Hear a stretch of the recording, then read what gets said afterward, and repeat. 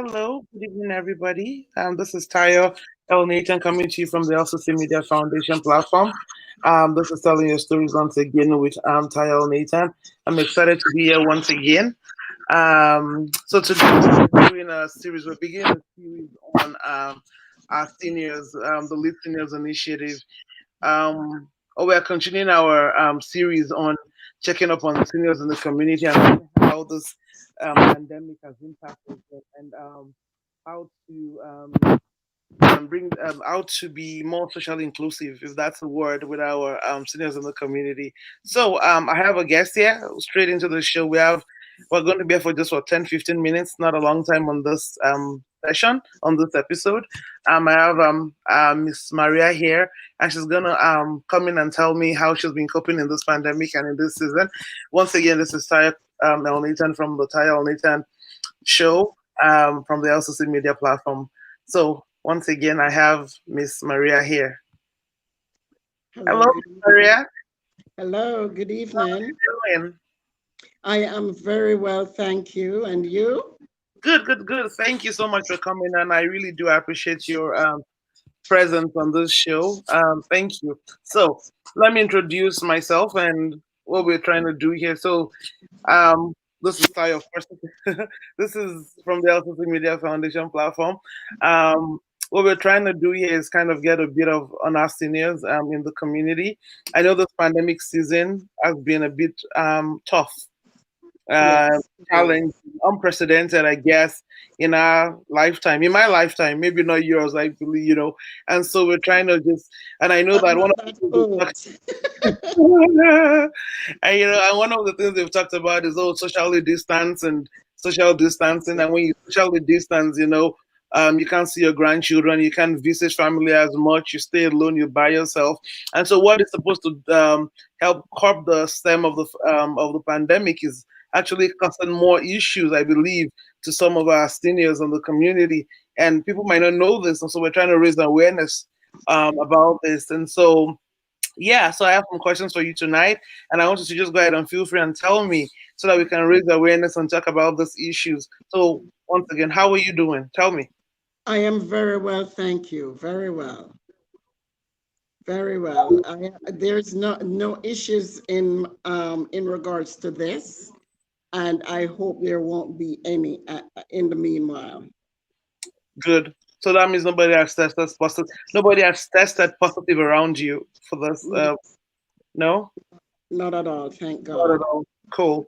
So how are you? I guess let me reverse back to as in March, April, when all those things started, and there was the pandemic and the fear and the anxiety and the pressure. And I remember running from Costco to Costco looking for tissue paper, and there was no rice and there was no milk. And what was that? Tell me, how did you handle that? How did you feel? How did you go? What went through your mind in this process? Or when Well, this was happening? Well, at that point in time, I didn't have any kind of anxiety. I wasn't running around from store to store trying to find supplies. You know, if people, there's always a vast amount of supplies in my home. Uh, Mm, oh, the pantry is full, that kind of thing, especially the basic needs. I am always one coming from a Caribbean situation where, I'm always packing and stacking on supplies, okay, so especially toiletries. you know So that's true. Coming from a different, I can understand that. So yes, let me ask you again. In your lifetime, and I know I'm way younger, and this is the one pandemic I've seen. We've read about the Black Plague, the this what was it, the cholera flu, the some flu happened. yes, yes, All the SARS other and all of this that. this is one that I don't think I've lived through or experienced anyone in my lifetime, because you hear about the Ebola, but that happened in Africa and I wasn't there at the time. You heard about the Lassa fever that also happened in Africa and I wasn't there. So I've never been through something this intense. I'm curious, have you been through one of those before? Way back in Well, I've heard about number one, while here in Canada, I've heard about the first SARS down in Ontario. Mm, Okay, so I've heard about that. I've never experienced anyone that has it, but it wasn't like it was here in Alberta. So we weren't as impacted. impacted as it is like right now. Mm. Also, back in the Caribbean, there was an outbreak of dengue fever. Ah, the good old dengue fever. Yes, and I was a little child then, and so it didn't bother me as well because you depend on your parents to take Yes, care of blissfully everything. unaware. Yes, but other than that, I have not experienced any other kind of pandemic as Okay, this one. as this one. Okay, so so I guess saying that then, how was this on your mental health? How was how did were you did this affect, or do you know if it affected more people? I guess in terms of the mental health, the anxiety level, and because at the time they were saying it's affecting more seniors, and seniors are dying and all the nursing homes, and there was just that, and even I was scared for my mom, and I'm like, whoa, I wish I was there, and there was because there was a so how was that for you? How did you cope with that, knowing that this might be the end? Well, again, because of my excuse me, because of my faith in God, and well, when it first started back in March. March, February, March, I had a cough, and my son would not allow us to be in his home, so I was here by myself for about Oh, a week, and it was just a cough in the springtime. It had nothing to do with the pandemic. yeah. So, with all that being said and done, coming from a family that does a lot of reading, which we do, Mm. I really got into the word, and that was my friend. And I my husband came and joined me after a week because we can't be we're not we don't get separated from each other. And Often, so, yeah. what happened is that it didn't bother us much because we're homebodies as well. Okay. Um, we were in constant contact with our children and grandchildren. Mm-hmm. Even with our daughter in Ontario and her family, we were constantly in contact with them. We were also in contact with our relatives in New York. Mm, okay. So you were And not okay. You dealt with that. That was, you were not socially isolated, I should say. no, You not at all. not at all. The reason why that's important to say and to bring up is you are, I should say, very lucky. There are lots of people who don't have family close by. Don't have a big family to even start with. Yes, So and they don't even have spouses. Like my mom, is when this all happened, she had to stay home, and for the most part, even though my dad has been dead for a while, and so she was by herself, and for the most, and I was bothered with that or by that, knowing that she was by herself, and if anything was to happen, I wouldn't know where to start. It's yes, worrying, and so and that's the point of this show, to raise awareness about that and say, for those of us who know seniors in the community who are maybe by themselves, who have nobody, let's reach out to them. Let's yes. and let's raise awareness on these stories of how this can actually impact and affect us. Yeah, and I totally agree, and I really applaud you and your company for what you're doing right now, Thank you. because we are human beings and we need social contact with each Yeah, other. That's how it's human important. beings Yeah. are. And if you don't get that, you're isolated, then it's even worse. And I believe, if I might say, that's why a lot of our seniors, when they're being taken out of their family unit and placed into a nursing home, that kills them even more. Yeah. because Mm-hmm. they're Yeah. isolated from the immediate family The people and you've going known for to a years. nursing home with strangers. And Yeah. also with this pandemic, because I remembered in I think it was in March, the mid-March, where we were all inside in the Mm-hmm. home, Mm-hmm. right? After a while, no, I mean, yes, I'm a firm believer in God and did my reading and everything like that. But just being enclosed in the house Yeah. was was starting to tell on me, Yeah. I you know, agree. started to tell on me because we need the outside contact. We need Yeah, to, we even if do. we're not talking to people, but just being out there and being Mm-hmm. around and Mm-hmm. seeing people, Yeah, it helps our mental it does. And the lack of capacity. it.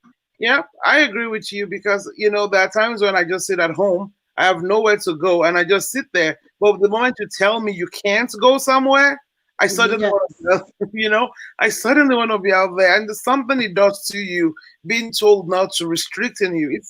It's rough. I agree. I admit to that. I feel yes, that way. psychologically it does. Because even if you yourself, you're restricted on your own, but when you're being told, it's Not a to. difference. Mhm. You're being Yeah. told that you can't do this and you can't have social contact and you have to be in your house. Mhm. It's even more telling, especially on Ellen. seniors, Yes, you it know. is. It is. And when you're restricted, you go to superstore and they tell you you can only shop from 7 a.m. to 8 a.m. Who wakes up that early? Let Exactly. let alone to go shopping, and Ex- it's yeah, it's been it's when been you're being told that, okay, you have to go get your groceries and you only have 1 hour within that time to go pick up what, so yeah. that too slows you down because the mental issues are there as well. It Hmm. Hmm. impacts your mental psyche. Yeah, it does. You So know, and you have to take your time. And first of all, seniors don't even have that much income in the first instance.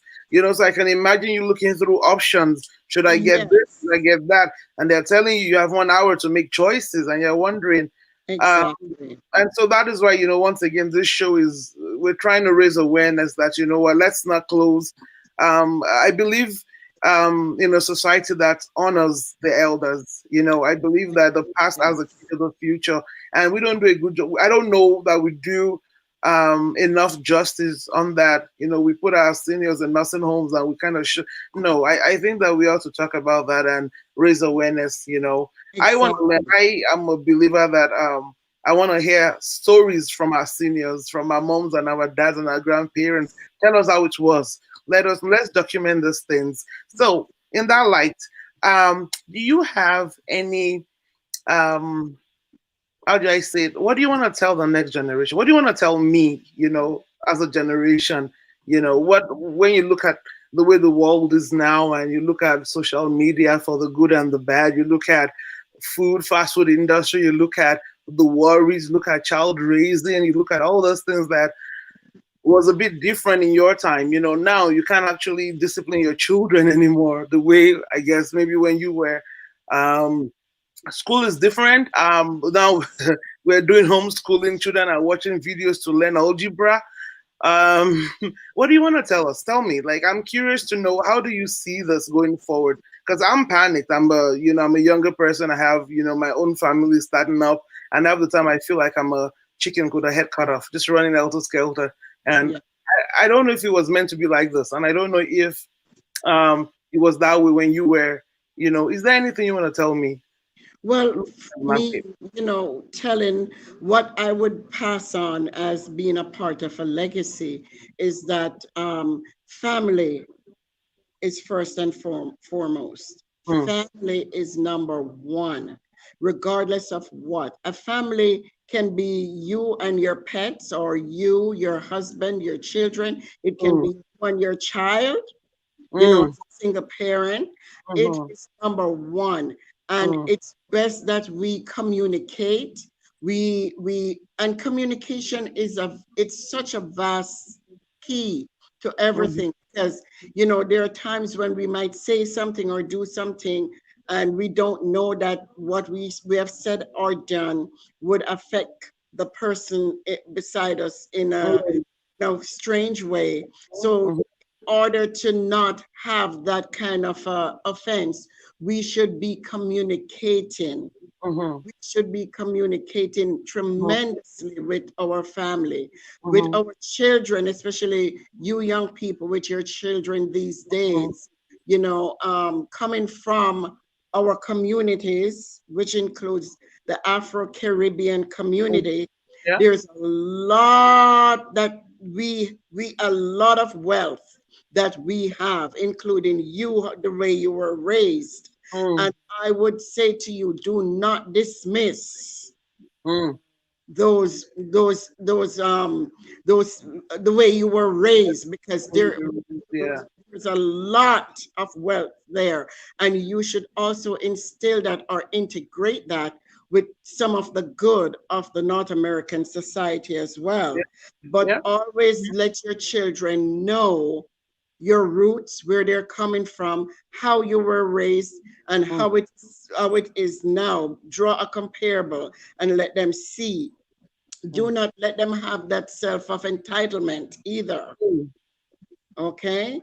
Do not let them have that self of entitlement either. Let them realize that, you have struggled and suffered a lot coming to this country.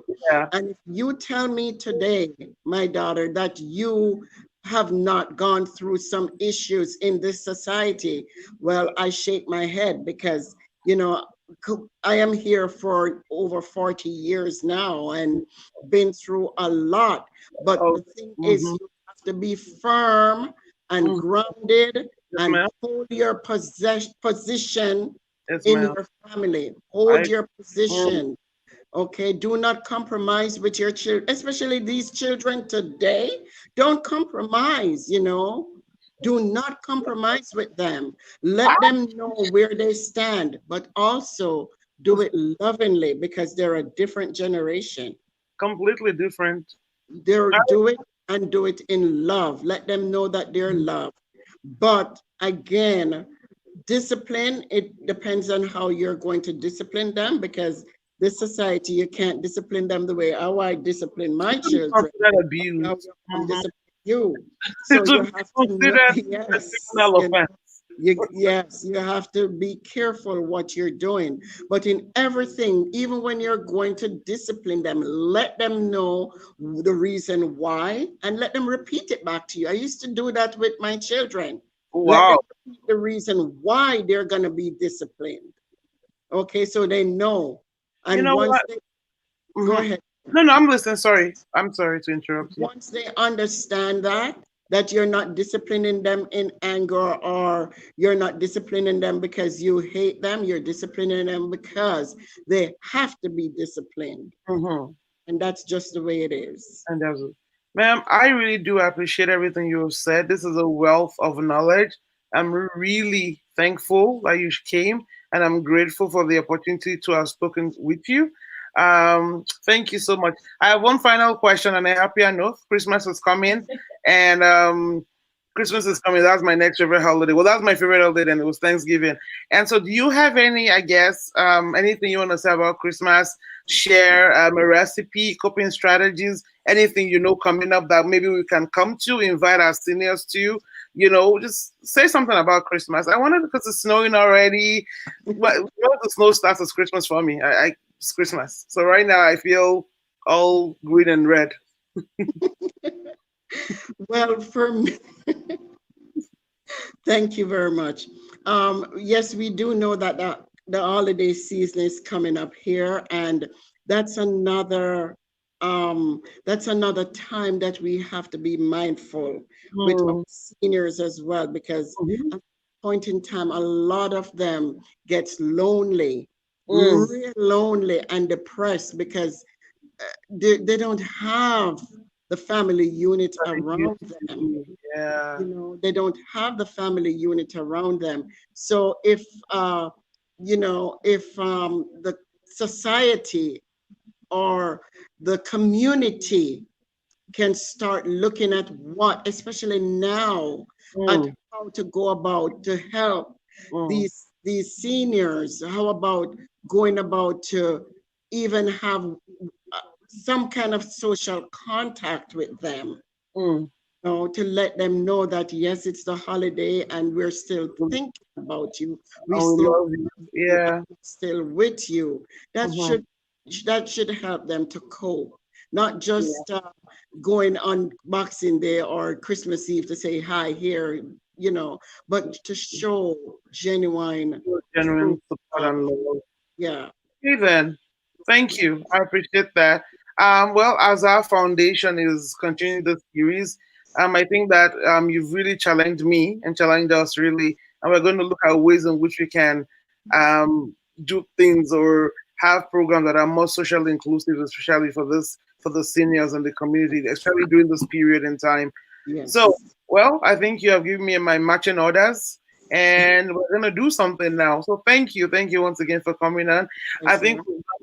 past our time. I don't want to be disrespectful of your time.